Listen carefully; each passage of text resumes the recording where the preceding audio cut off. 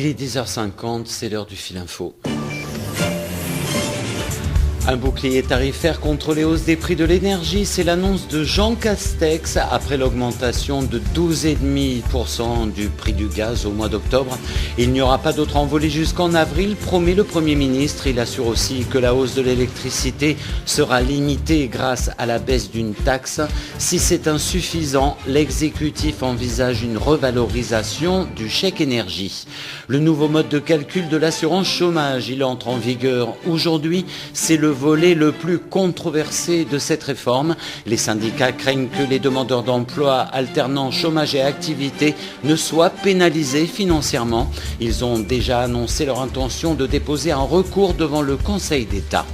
L'épidémie du Covid et le nombre de classes fermées à cause du virus en France reculent encore. Moins de 1700 classes ce vendredi.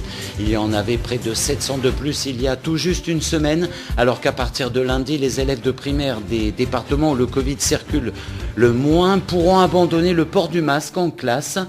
Et en Nouvelle-Calédonie, le confinement en vigueur depuis déjà un mois est là prolongé d'encore 2 semaines en cause d'une circulation encore trop élevée du Covid.